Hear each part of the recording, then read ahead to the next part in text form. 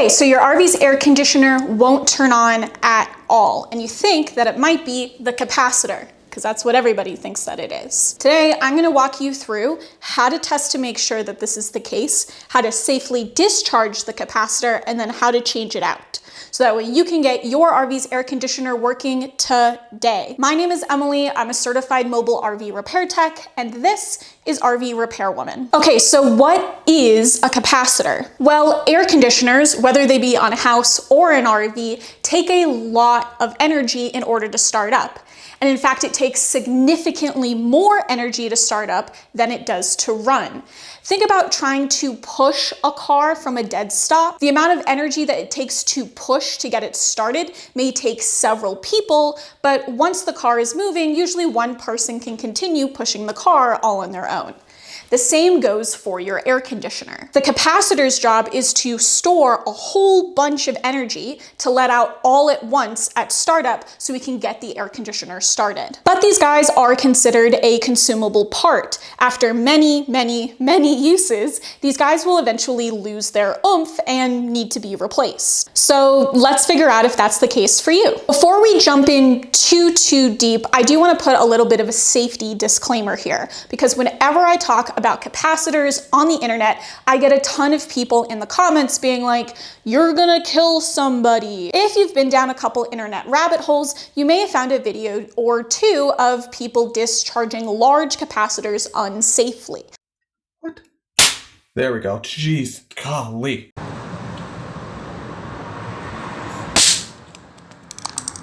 They tend to make a really big spark and, to be honest, can really hurt people if done incorrectly. The capacitor that you're gonna find in your RV's air conditioner is significantly smaller than the capacitor that you're seeing in a lot of those videos. When people think about air conditioner capacitors, they're usually thinking about the capacitors in a residential air conditioner, which are much larger than the ones you're gonna find in your RV's AC. We still wanna act with caution. We still don't wanna get shocked by one if we can help it, but if you do get shocked by the capacitor in an RV air conditioner, it will hurt like game, and you'll probably want to go to like an urgent care just to get like an EKG just to confirm we haven't upset anything in your heart. But it's most likely not going to be this huge, dramatic, catastrophic thing that it would be if you got zapped by one of these large residential capacitors. Okay, so be cautious, but also keep in mind, these guys are pretty small. Okay, let's go into how to actually work with them. Let's first talk about a couple shortcuts that we can use to know whether or not the capacitor is our problem, so that way we know that we're heading in the right direction before we even get there. Number one, if your air conditioner is humming but not starting, that is a really good sign that the capacitor is your problem. That humming that you're hearing is the air conditioner trying to start, but because the capacitor isn't coming in to help, it just isn't getting enough oomph to actually get started. And so it's bogging, humming, just sort of sounding sad.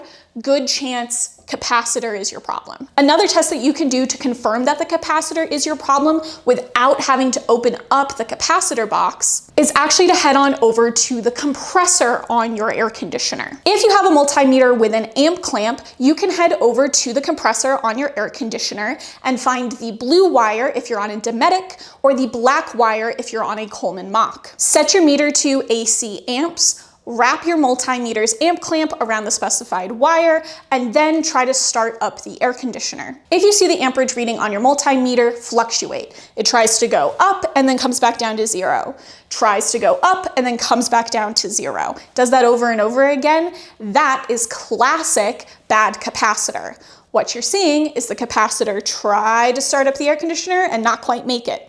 Try again, not quite make it. That is a really good sign that the next step that you're gonna wanna do is to change out this capacitor. And it's a great test that you can do without having to touch the capacitor and its high power and its chance of shocking you.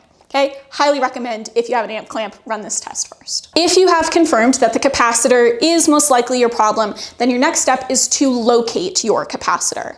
On a Dometic air conditioner, it's going to be on a box right here on the opposite side of the air conditioner from the compressor. On a Coleman Mach, you'll find sort of a secret access panel that's usually attached with 2 screws.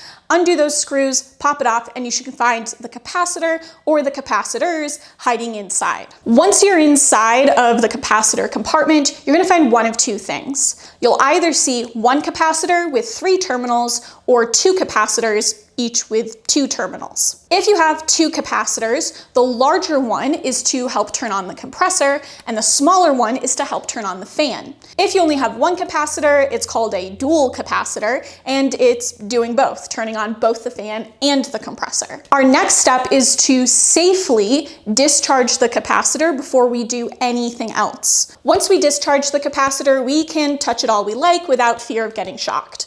But you would not want to do this with a capacitor before you discharged it. I'd be really unhappy right now if I did. To discharge your capacitor, take a pair of insulated needle nose pliers and maybe a glove if you're feeling really safety inclined. And go ahead and short between every terminal on every capacitor. So if you have a 3-terminal capacitor, imagine that they're labeled A, B, and C. You're gonna short between A and B, then B and C, and then C and A. If you have 2 capacitors, each with 2 terminals, you just need to short between the 2 terminals on each capacitor. So short the first one and then short the second one. The second way that you can discharge a capacitor is with your multimeter. Go ahead and take your multimeter and set it to the largest AC voltage setting that it has. If you have a multimeter that's auto ranging, just set it to AC volts and you're good to go. Then do the same thing that you would have done with the needle nose pliers, except with the probes of your multimeter. So again, for the 3-terminal capacitor, you're gonna short between A and B, B and C, and C and A, except just with the terminals of your multimeter. Again, with the 2 capacitors, short between the 2 terminals on each capacitor.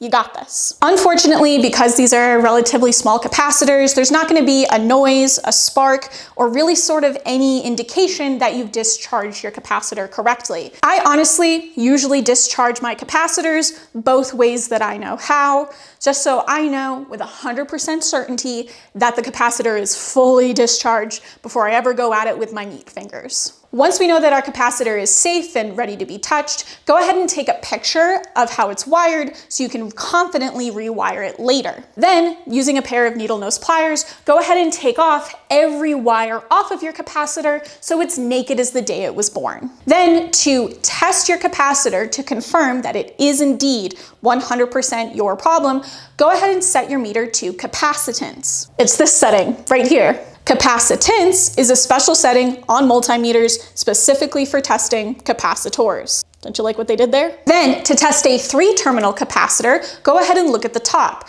You should actually see that the 3 terminals are labeled fan, C, and Herm. C is for our common, Herm is for the compressor, and fan is for the fan. With your meter set to capacitance, go ahead and put 1 probe on the C terminal and take your other probe and put it on the compressor terminal. Wait a couple seconds and you should get a reading on your multimeter. Go ahead and write it down. Then, very similarly, take 1 probe and put it on C, and take your other probe and put it on fan. You should get a different number. Go ahead and write that number down. Then, go ahead and consult the front of the capacitor. Somewhere on the front of the capacitor, it should have a large number, a slash, and then a much smaller number. The large number should correlate with the reading that you got when you tested the Herm terminal, and the smaller number should correlate with the number that you got when you tested the fan terminal. You're like, okay, Emily, how far off from the written value can I be and still be considered okay? Well, if you keep reading down the capacitor, you should see somewhere where it says plus or minus and then a percentage. It's usually something like either 5 or 10%. That percentage is the tolerance, or how far off of that reading you can be and still be considered an A-OK capacitor. If you're within that reading, your capacitor is fine. If you're outside of that reading, then it's time to change your capacitor. Editing Emily here. I just wanted to pop in to say that if you have trouble with that math at all, don't worry, I have a free tool that's gonna help make it super easy, straightforward. Just head on over to rvrepairwoman.com/capacitor and I'll give you a link where I can send you this free spreadsheet where you can literally just pop in the reading that you got, what the capacitor says it should be, and what the tolerance is, and it'll tell you in a nice big font whether your capacitor is good or bad. You got this. And if you just had a 2-terminal capacitor, your job's even easier. Just set your meter to capacitance, test across the 2 terminals. On the front, you should find 1 number and 1 tolerance. And that should tell you what reading you should have gotten for your 1 capacitor. And you can do that same test both for the smaller capacitor and for the larger one. You got this. Okay, now you should know for certain whether or not the capacitor really, genuinely, 100% was the reason why your air conditioner wasn't turning on. If for whatever reason you've gotten this far and somehow the capacitor wasn't your problem, then I highly recommend heading on over to rvrepairwoman.com/AC guides. I have very cheap PDF guides that are gonna help walk you through step-by-step how to test every other part of your air conditioner, starting at the thermostat, through the control box, and then all the parts that are up here on your roof unit. These PDF guides cost like 1/10 of what most techs would charge to come out and look at your air conditioner, and instead, you get to be your own personal RV tech and solve the problem yourself. You don't have to worry about any tech trying to upsell you on parts you don't actually need, and you can feel confident in the diagnosis because you did it yourself. If that's something that interests you, head on over to rvrepairwoman.com/AC guides or check out the link in the description. You got this. If the capacitor is testing bad, then all you have to do is replace it. Honestly, I usually just get my capacitors from Amazon. For where I live, that's usually the fastest and easiest solution. I get people asking constantly of how they can get cheaper, easier parts, and for most lay people, I hate that there's such a big conglomerate, but Amazon's gonna be your easiest solution, especially when it comes to capacitors. Just make sure that you get a capacitor that is the exact same size as the one that you're taking out. So if you take out a 7.5 capacitor, you're gonna put a 7.5 capacitor in. Do not start mucking around and changing the size of the capacitor. Your fan and your compressor were designed to work with the sized capacitor that was put on the unit. When we start changing things, we start getting into some more dangerous territory. Okay? So, same size capacitor. You got this. If you found this video helpful, please consider hitting subscribe. I put out new videos every week where I teach the RV tips and tricks that most techs don't want you to know. And you can check out this video where I talk about how to test the compressor on your air conditioner. In that video, I show it on a Coleman, but the same test works on a Dometic. You got this.